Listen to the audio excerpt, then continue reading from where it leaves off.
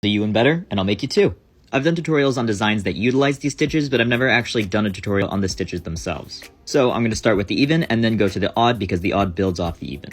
And you can use whatever kind of string you want. You're going to start by stringing on an even number of rows. A pretty common beginning, holding both ends of the string up like this. Then you're going to take 2 beads and put one on either end of the string.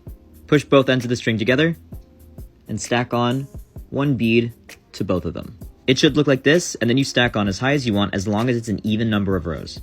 I'm going to stop at 4 rows, but you can always tell if it's an even number of rows because it'll end with 1 bead at the top and not 2.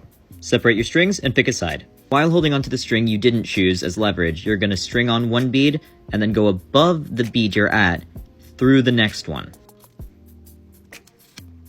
Every time you see a dip like this, you're going to string on a bead and then go through the bead right next to that dip, all the way up.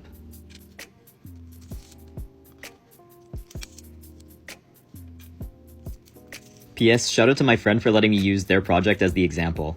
Once you get going far enough, you can stop holding onto the string, it can hold its own.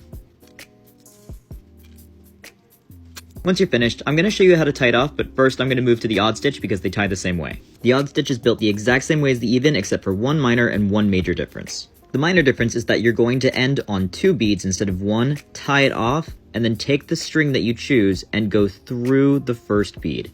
Then continue as normal until the major difference. The major difference comes where there's no more dip to weave the bead through. So now we're going to involve the string that we ignored. You're going to take it, go through this bottom bead, and weave back through the top bead. So now you got 2 going the same direction. You're going to string on the last bead like you normally would, and then take that second string you just pulled through and go backwards through that bead. It'll make this little loop that holds it on, and then you continue on as normal.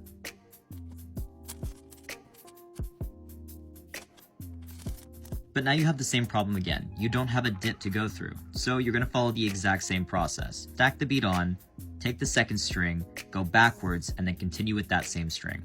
You're going to follow the system every time you reach this point, all the way up. Now to tie it off. You want to make sure that your beads are going in the opposite direction, so if you have a dip on this side, you need one to be sticking out on the opposite side so that they connect together, like that. If your beads don't align like a little puzzle, remove or add as much as you need to until they do fit.